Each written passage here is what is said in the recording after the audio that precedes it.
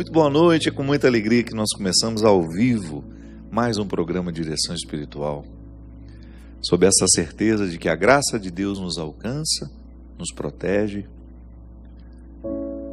coloca-nos dentro de uma circunstância de cuidado. Aliás, eu acho que é um dos pontos mais bonitos que a fé em Deus pode provocar na gente, é essa sensação de estarmos sempre sob o cuidado.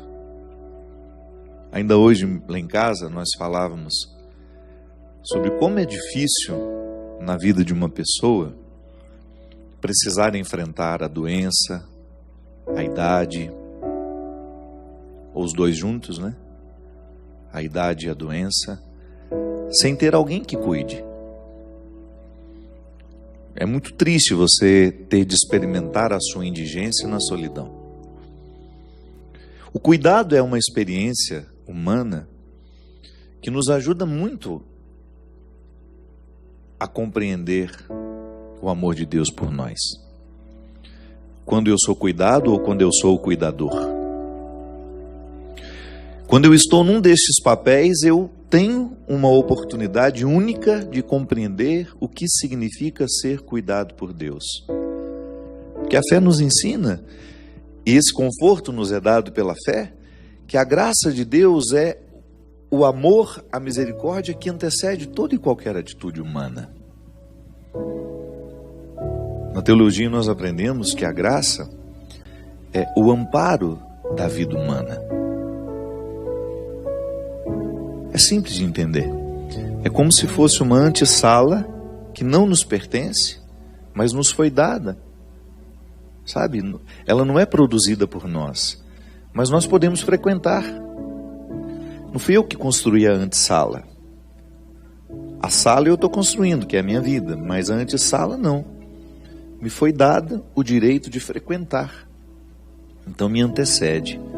Santo Agostinho dizia isso, que a graça de Deus, ela nos antecede para que a gente possa amar, até para que a gente possa reconhecer o erro que a gente comete. Santo Agostinho dizia que até para a gente se reconhecer pecador, nós já temos que estar sob o influxo da graça. Então, essa graça, esse favor que me antecede em qualquer atitude. Então, por que eu amo? Porque eu sou anteriormente amado. Por que eu sou misericordioso? Porque anteriormente alguém foi misericordioso comigo. Por que eu devo ser justo? Porque anteriormente me foi dado o direito de conhecer a justiça. Eu não inventei. Eu sempre digo isso para mim mesmo, né? Quando eu vejo o resultado do meu trabalho, quando eu vejo tantas pessoas prestando atenção nas minhas palavras, para não me encher de vaidade e pensar que isso é meu, é só lembrar que eu não digo uma palavra, ainda que eu fale isso de forma diferente, que eu não tenha aprendido no Evangelho, que eu não tenha aprendido com Jesus. Então, o meu pano de fundo é Ele. Foi com Ele que eu aprendi. É com Ele que eu aprendo diariamente aquilo que eu faço questão de ensinar. Sabe por quê? Porque me fez bem. Quando eu descobri que Deus é amor, quando eu tive a oportunidade de conhecer a misericórdia de Deus que nós celebramos no último final de semana, quando eu descobri o significado dessa misericórdia como uma graça que me antecede, e quando eu vi os benefícios dessa misericórdia na minha vida, mas eu quero contar isso para todo mundo. Eu não quero perder a oportunidade, ainda que seja numa graça que eu faço, ainda que seja numa piadinha que eu conto. Eu ter a oportunidade de mostrar que Deus é amor, isso para mim é a minha maior alegria. Despertar o sorriso numa pessoa, trazer alegria para a vida dela, e aos poucos ir contando esse segredo que para muita gente é segredo e fica segredo a vida inteira, né? Porque às vezes eu encontro pessoas que acreditam num Deus tão legalista, tão cruel, que não sobra nenhum espacinho para misericórdia. Não é esse Deus que nós acreditamos. Não é o Deus que Jesus nos revela. Pode até ser o Deus que está em algumas passagens do Antigo Testamento, mas não se esqueça que você é um filho do Novo Testamento. Você é um filho da graça. A graça de Deus que lhe antecedeu em tudo. É o sustento da sua vida. Então, ter fé é você reconhecer que em nenhum momento você esteve sozinho. Nas pedras das estradas onde andei, nas perdas que enfrentei para ser quem sou, no fracasso que vivi, comigo estavas o tempo todo ali. O teu amor me basta, o teu olhar me alcança, em teu colo sou criança e o teu prazer é me guardar, e sob a tua graça eu ponho a minha vida. Quando eu não tenho saída, a tua voz me faz voltar. Essa música eu compus na pressa, confesso para você. Eu estava terminando o CD Clareou, que nós estamos lançando agora. Inclusive hoje, se você quiser, você pode ligar para adquirir o seu. Está aqui, vai mostrar? Não tem como mostrar aqui, não tem? O CD Clareou está ajudando a Canção Nova a pagar as dívidas neste mês. Isso, está aqui, ó. Pode ligar, 0 operadora 0 operadora 12 31 86 2600. Essa música que eu acabei de cantar está aqui. Quando eu precisei fazer essa música, faltava... Eles queriam que tivesse uma música minha, além das duas que já tinham. Esse refrão já estava me perseguindo há um tempo. Eu queria terminá-lo e não conseguia. E eu me lembro que no dia que eu fiz a música, eu fui fortemente visitado pelos acontecimentos que foram para mim muito difíceis de serem enfrentados. As lutas, as dificuldades, tudo que fez parte da minha vida nos últimos 2 anos. E o que eu achei interessante é que não existia rancor no meu sentimento, sabe? Quando você olha para um passado que foi difícil, mas sem nenhum rancor, sem aquela pretensão de achar que a vida foi injusta comigo, não. Porque eu sei que tudo aquilo eu suportei e eu pude viver, porque Deus estava me amparando. Foram felizes oportunidades, muito difíceis na hora de serem vividas, mas depois que você olha para trás, você percebe que foram oportunidades felizes que você teve de ser carregado por Deus. Porque quando faltam as forças da gente, só a graça nos basta. Você que está precisando enfrentar a perda de um filho, por exemplo, você não tem forças humanas para ver um filho ser sepultado. Quantas vezes eu estive ao lado de mulheres que precisavam sepultar os seus filhos, não existia força humana para isso. É doído demais. E naquele momento, somente a graça de Deus pode nos ajudar, pode nos sustentar. Perder alguém, como é difícil a gente perder alguém. Perder uma mãe, ter de sepultar uma mãe. Mia Couto dizia de maneira tão poética, né? Não há terra nesse mundo que possa sepultar uma mãe. Eu digo que não há terra neste mundo que possa sepultar uma pessoa que a gente ama, seja qual for o papel dela na nossa vida. Seja por uma ligação biológica, pelo sangue igual que nós temos, ou seja pelo vínculo que a vida nos proporcionou viver. O amor que se estabeleceu e que ficou definitivo. Você ter de sepultar uma pessoa que foi fundamental na sua vida não é fácil, não é brincadeira. Somente quando estamos sustentados pela graça de Deus é que nós damos conta de passar por essas barreiras, por essas tempestades, por essas lutas. Ela nos sustenta. Nos sustenta, nos dá condições de compreender a fraqueza como uma oportunidade de conhecer esse Deus que nos antecede. Porque é assim, é como se nós tivéssemos esgotado todos os nossos recursos.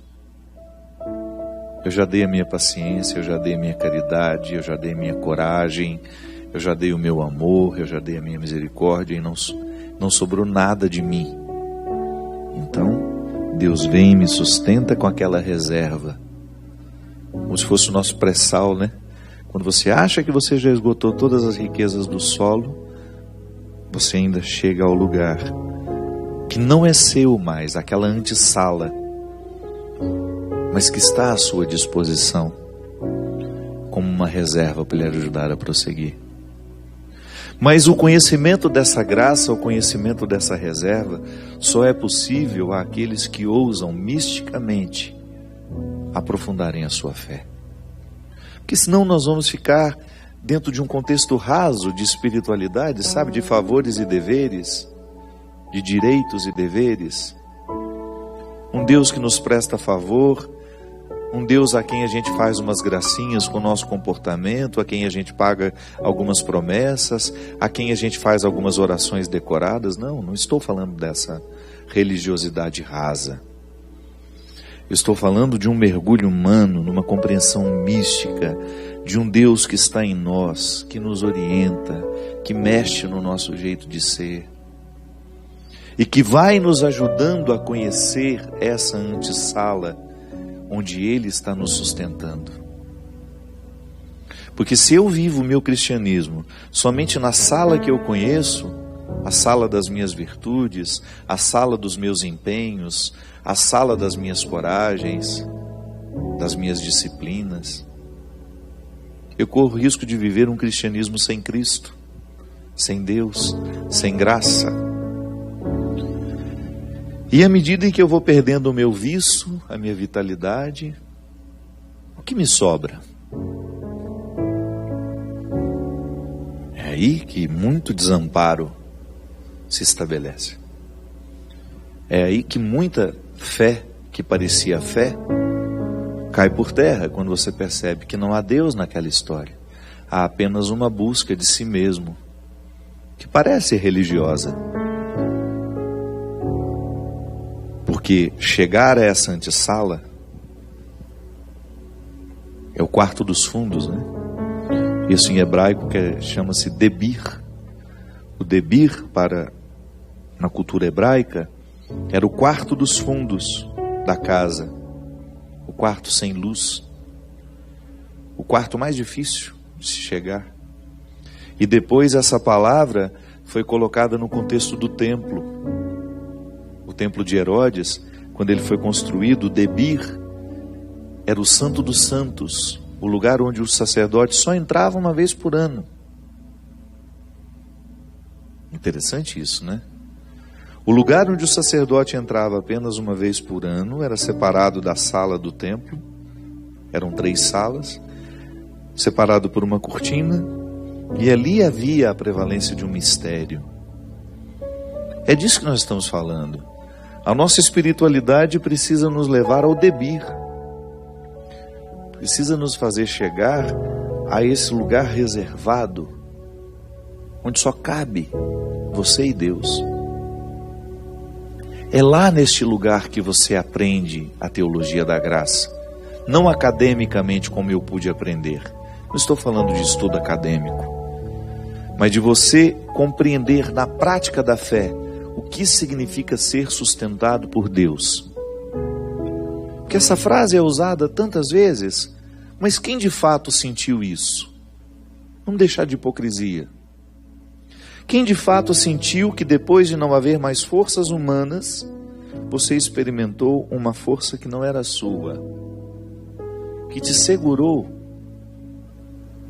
como o diácono Nelson Correia canta tão verdadeiramente: quem me segurou foi Deus.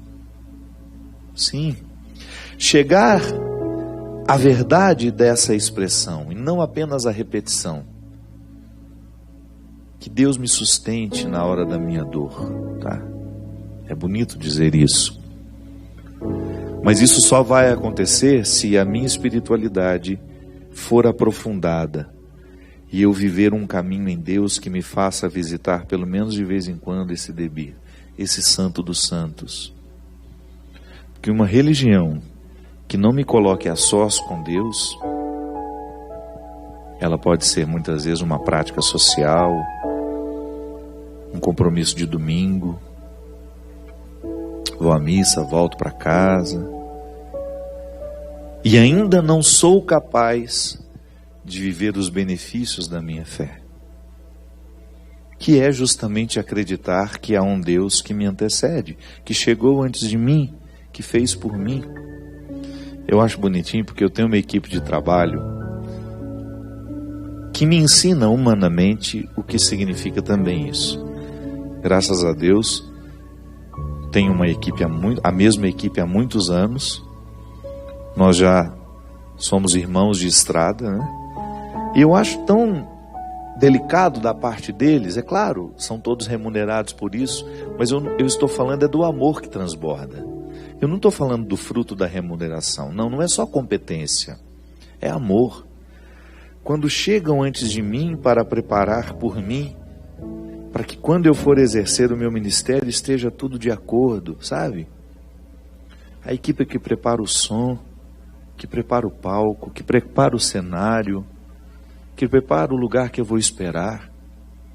Quantas pessoas realizam com carinho, às vezes um camarim, pessoas que eu nunca vi na minha vida, daquela comunidade que está me recebendo. Você vê os detalhes do carinho nas pequenas coisas. Alguém fez por mim antes de eu chegar. A fé é isso, minha gente. A fé na graça é isso. Deus fez por mim antes de eu chegar. E aí eu vou numa confiança de que eu ter feito a minha parte, claro, eu faço a minha parte. A graça de Deus não dispensa a minha atitude, mas eu vou confiante que Deus está comigo. E é por isso que nesses últimos anos da minha vida, eu tenho encarado, inclusive, às vezes vira até piada para os meus, para aqueles que estão do meu lado. E quando eu vou e o negócio deu errado, antes de ficar nervoso, falo, foi um livramento. Não era para ser. Porque antes eu me irritava de um jeito que vocês não imaginam. Então hoje, às vezes, até as pessoas que são próximas a mim fazem piada um pouco disso, né? Mas é verdade, eu acredito mesmo nisso. Se eu fiz um esforço para chegar lá, para acontecer, não aconteceu, então não era para ser. Deus não queria que fosse assim.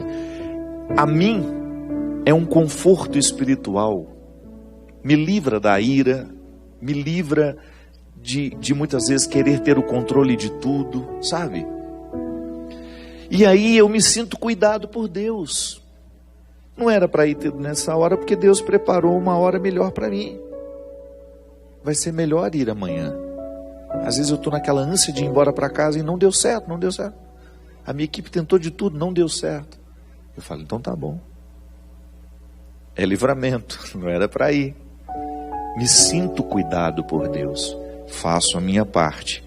Mas quando eu percebo que já não preciso fazer, que já não depende mais dos meus esforços, é a hora de aguardar, de esperar, de sentir o carinho de Deus amparando você. Isso faz com que a gente viva uma experiência de Deus tão interessante, porque Deus deixa de ser uma troca de favores, uma instância onde nós trocamos favores. Não é assim que nós precisamos compreender, que nós devemos compreender a nossa espiritualidade. Deus não pode ser compreendido como alguém que está ali para nos conceder favores o tempo todo e a minha relação com Ele ser pautada nesse concedimento de favores. Não. Deus é um amor eterno que não muda de ideia. Então não preciso fazer promessa para agradá-lo. É muito mesquinho pensar que Deus vai fazer aquele milagre só porque eu fiz uma promessa, sabe?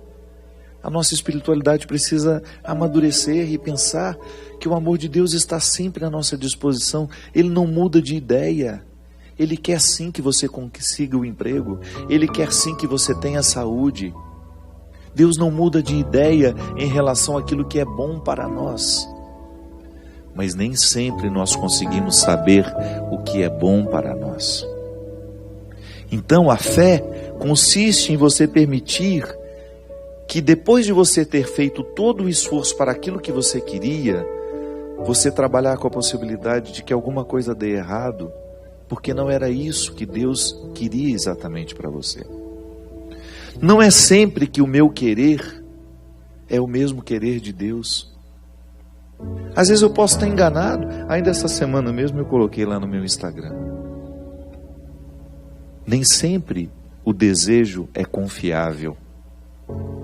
Porque o meu desejo pode estar a serviço do que eu quero e não daquilo que eu de fato necessito. Então eu rezo, faço promessa, faço isso, faço o meu esforço e o negócio dá errado, eu fico decepcionado com Deus. Não, pelo amor de Deus.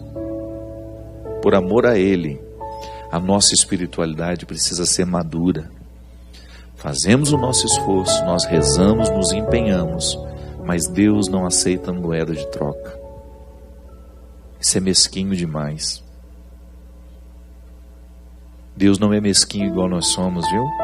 Se nós precisamos de moeda de troca para poder fazer favor a alguém, Deus não é assim. Deus é graça, Deus é amor, Deus é misericórdia.